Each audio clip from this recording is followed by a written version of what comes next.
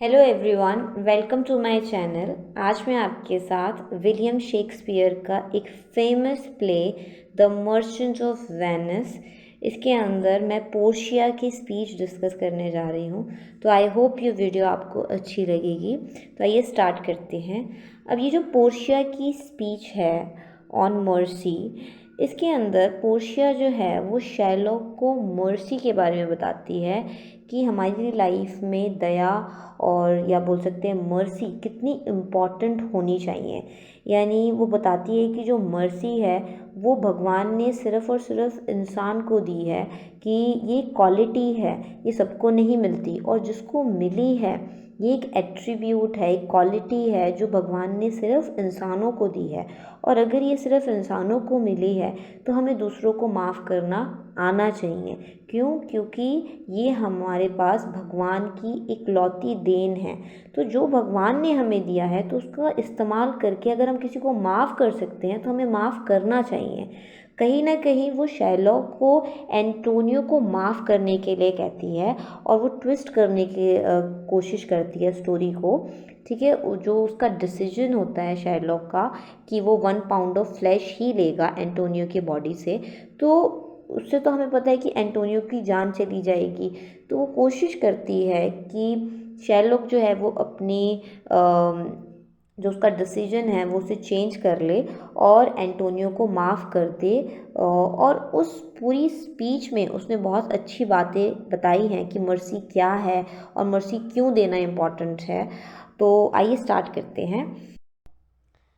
The quality of mercy is not strained, it droppeth का मतलब होता है fall, as the gentle rain from heaven. Heaven का मतलब है यहाँ पर sky. Upon the place beneath मतलब डाउन। तो इन लाइंस में पोर्शिया कहती है कि मर्सी क्या है, एक ह्यूमन क्वालिटी है।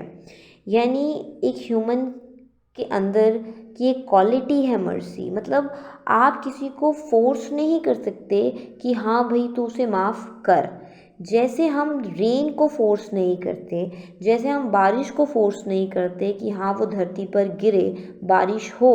बारिश अपनी मर्ज़ी से आती है, अपने टाइम पे आती है और अपने आप ही चली जाती है। हम उसे फोर्स नहीं करते। वैसे ही हम मर्सी को भी फोर्स नहीं कर सकते। यानी हम अगर किसी को माफ़ करना हो तो हम उसे फोर्स नहीं करेंगे कि हाँ तो उसे माफ़ कर।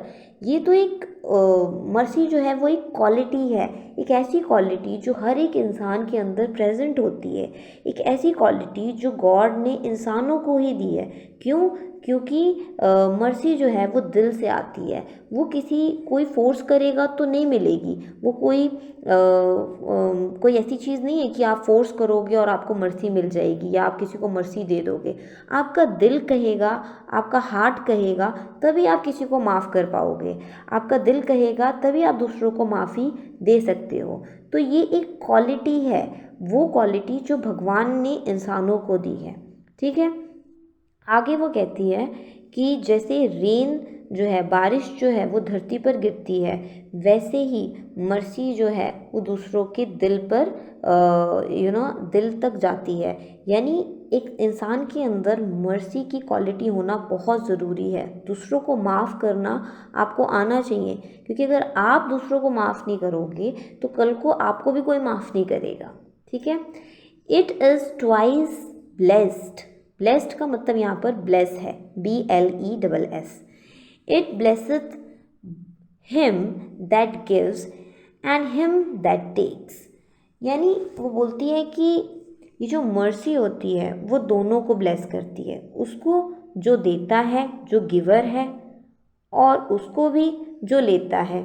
यानी जो रिसीवर है उसको भी ब्लेस करती है और जो गिवर है उसको भी ब्लेस करती है। गिवर को ऐसे ब्लेस करती है कि भाई अगर आपको किसी को माफ़ करना है तो आपने अगर उसको माफ़ कर दिया तो आप गिवर हुए। यानी आपको भगवान ने ब्लेस किया कि हाँ आपका दिल बड़ा है, आपने दूसरे को माफ़ कर दिया, जाने दिया। आपका जो हार्ट है अब वो पीस में रहेगा। मतलब आपको शांति मिलेगी, आपके मन में एक शांति होगी कि हाँ मैंने उस इंसान को माफ़ कर दिया। अब आप उस चीज़ को रिग्रेट नहीं करोगे, उस चीज़ में ज़्यादा जाओगे नहीं, आप उसके बारे में सोचोगे नहीं। वहीं रिसीवर को कैसे ब्लेस करेगी, क्यों ब्लेस करेगी? क्योंकि उसे काफ़ी टाइम से वो माफ़ी की ज़रूरत थी और अब आपने उसे माफ़ कर दिया है, ठीक है। तो गॉड जो है वो दोनों को ब्लेस करेंगे, उसको जिसने माफ़ी दी है और उसको भी जिसने माफ़ी ली है। It is mightiest in the mightiest. Mightiest का मतलब क्या हुआ? Powerful. It is mightiest in the mightiest, it becomes the throned monarch better than his crown. His His scepter shows the force of temporal power. Temporal यहाँ पर हो गया worldly power या materialistic power, अर्दली power, है ना। The attribute to ऑ का मतलब क्या है यहाँ पर? फियर। एंड मैजेस्टी, मैजेस्टी यहाँ पर रॉयल पावर को बता रहा है, ठीक है। तो इन लाइंस में पोर्शिया क्या कहती है कि जो मर्सी होती है ये पावरफुल से भी ज़्यादा पावरफुल होती है। मतलब इस दुनिया में सबसे ज़्यादा पावरफुल अगर कोई चीज़ है तो वो माफ़ करना है, वो दया करना है, वो मर्सी है। अगर आगे बोलती है कि it becomes the throned monarch better than his crown, कि एक जो किंग होता है उसका जो क्राउन होता है, उसका जो राज सिंहासन होता है और जो उसका सेप्टर होता है, यानी उसके पास जो स्टिक होती है यानी जो छड़ी होती है और जो उसकी राजगद्दी होती है, उसका जो क्राउन होता है, वो सारी चीज़ें क्या हैं? ये तीनों चीज़ें क्या हैं? ये तीनों चीज़ें उसकी अर्दली पावर को, उसकी मटेरियलिस्टिक पावर को, उसके जो टेम्परेरी पावर है उसको दिखाता है कि ऐसी पावर जो कभी भी जा सकती है उसके हाथ से। मतलब ऐसी पावर जो टेम्परेरी है, मतलब ये तीनों चीज़ें टेम्परेरी है। क्राउन हो गया, राजगद्दी हो गई और जो ये छड़ी हो गई। छड़ी इन द सेंस कि जिसके पावर जितनी अथॉरिटी होती है उसके पास एक राजा के पास एक स्टिक भी होती है ना, जिससे वो अपनी अथॉरिटी, अपनी पावर शो करता है। तो वो कहती है कि ये तीनों चीज़ें टेम्परेरी हैं, यानी परमानेंट नहीं है। ये मटेरियलिस्टिक पावर है, ये अर्दली पावर है और टाइम के साथ साथ ये सारी चीज़ें चेंज हो जाती है। क्यों? क्योंकि आज कोई बैठा है तो कल कोई और उस जगह पर बैठेगा, यानी आज अगर कोई राजा है तो कल को कोई और राजा बनेगा। तो ये चीज़ें जो हैं ये टेम्परेरी पावर है, यानी एक मटेरियलिस्टिक पावर है। लेकिन जो मर्सी होती है वो कैसी पावर होती है? वो एक परमानेंट पावर है। वो एक ऐसी पावर है जो हर एक इंसान के अंदर हमेशा रहनी चाहिए और रहती भी है। तो उसे ना तो कोई आपसे छीन सकता है, ना आप उसे किसी को ज़बरदस्ती दे सकते हो, राइट। तो ये एक ऐसी पावर है जो हर एक इंसान के अंदर बिना किसी डर, बिना किसी झिझक के प्रेजेंट होती है। The attribute to awe and majesty where in do sit the dread and fear of the kings, यानी कि जो किंग्स होते हैं उनके पास जो टेम्परेरी पावर होती है उससे जो दूसरे लोग होते हैं उनकी टेम्परेरी पावर से डरते हैं, यानी उनकी अथॉरिटी से डरते हैं, उनकी रॉयल पावर से डरते हैं, उनसे उनसे डरते हैं। क्यों डरते हैं? क्योंकि उनको लगता है कि कहीं ना कहीं किंग जो है कभी भी हमें मरवा सकता है या हमें मतलब मार सकता है, क्योंकि किंग के पास ही सारी पावर होती है। लेकिन किंग मतलब इस दुनिया में सबसे ज़्यादा पावरफुल किसे माना गया है? किंग को। क्यों? क्योंकि किंग चाहेगा तो सब कुछ हो सकता है। यानी इस दुनिया में सबसे ज़्यादा अगर इंसान डरता है तो वो किससे डरता है? किंग से डरता है। क्यों? क्योंकि सारी जितनी भी पावर है वो किंग के पास है। तो पोर्शिया ये कहती है कि जो ये किंग की जो पावर है वो एक ऐसी पावर है जो लोगों को सिर्फ डरा सकती है। वो एक रॉयल पावर है जो सिर्फ एक टाइम पीरियड तक के लिए ही रहती है, एक किंग हो चाहे क्वीन हो उसके पास। और उसके बाद जैसे ही कोई दूसरा किंग बनता है तो पावर जो है वो शिफ्ट हो जाती है, पावर जो है वो चेंज हो जाती है, क्योंकि आज पावर उसके पास है कल किसी और के पास चली जाती है। यानी एक टेम्परेरी पावर है, लेकिन जो मर्सी है वो एक परमानेंट पावर है, यानी वो एक ऐसा पावर है, एक ऐसी चीज़ है जो इंसान के अंदर मतलब जब तक वो जिंदा है तब तक उसके पास रहती ही रहती है। But mercy is above this sceptered sway. It is enthroned in the hearts of king. It is an attribute to God itself. वो कहती है कि लेकिन जो मर्सी है, जो काइंडनेस है, जो फॉरगिवनेस है, या आप की जो क्वालिटी है दया की, वो इन सारी चीज़ों से अबव है, इन सारी चीज़ों से ऊपर है।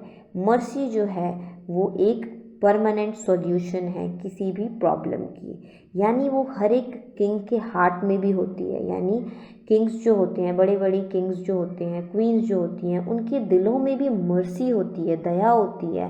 क्यों? क्योंकि वो एक गॉड की एक क्वालिटी है, गॉड का एक एट्रीब्यूट है।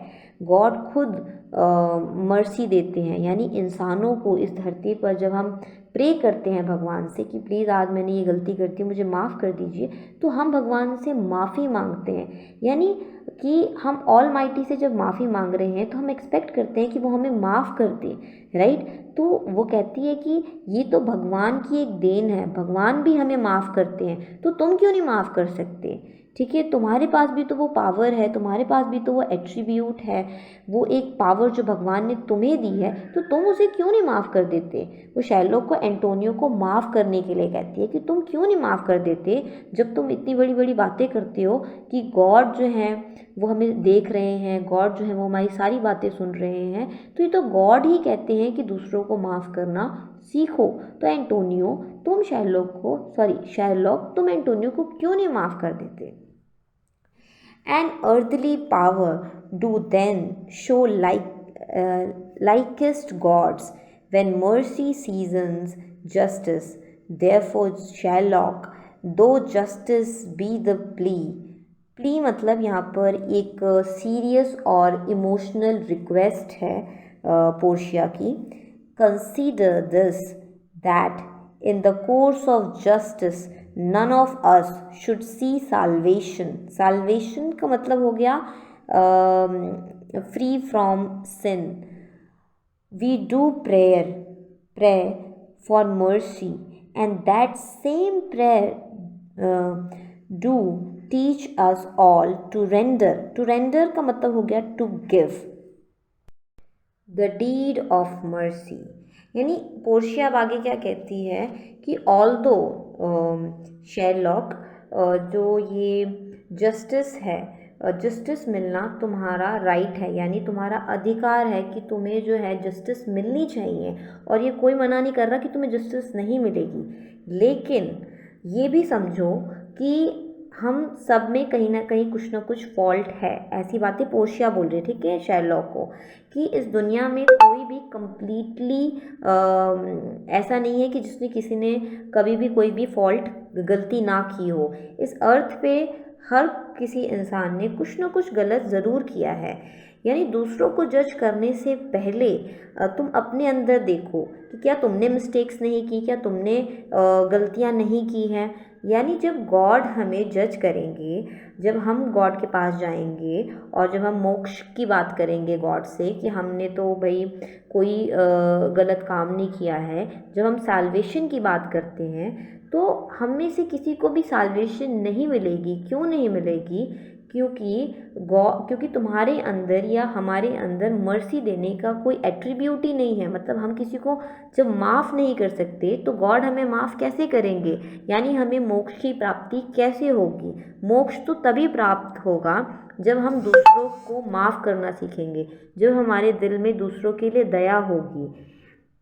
वो आगे कहती है कि हर रोज़ हम भगवान से प्रे करते हैं कि भगवान हमें माफ़ कर दे, ठीक है, जो भी हमने गलती की है।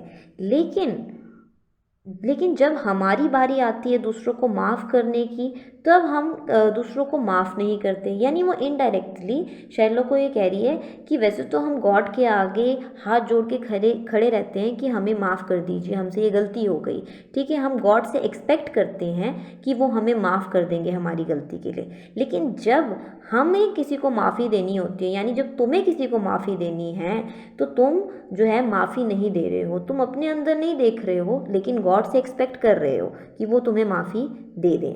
तो वो बताने की कोशिश करती है कि इस तरीके से तुम्हें मोक्ष की प्राप्ति नहीं मिलेगी, ठीक है। तुम जो है वो साल्वेशन की जो बात करते हो वो तुम्हें कभी नहीं मिलेगा, और तब तक नहीं मिलेगा जब तक तुम्हारे अंदर दया की कोई बात ना हो। यानी जब तक तुम दूसरों को माफ़ ना कर दो, तुम्हारे अंदर ये चीज़ ना प्रेजेंट हो, तब तक तुम्हें भगवान भी माफ़ नहीं करेंगे। I have spoke this much to mitigate. Mitigate का मतलब होता है to make something less severe और लेस सीरियस, यानी किसी चीज़ को लेस सीरियस बनाना, कम सीरियस करना, इसको हम मिटिगेट कहते हैं। To mitigate the justice of the plea which if thou follow the strict court of Venice must needs give sentence against the merchant there. Last की लाइंस में वो कहती है कि वैसे तो जस्टिस लेना तुम्हारी राइट है, और मर्सी के बारे में भी मैंने तुम्हें हर एक चीज़ बता दी, लेकिन अगर तब भी तुम्हें तुम्हारा राइट है जस्टिस लेना, और तुम्हें यही चाहिए कि तुम भाई एक पाउंड ऑफ फ्लैश ही तुम्हें चाहिए, तो वो एक पाउंड ऑफ फ्लैश तुम्हें मिलेगा।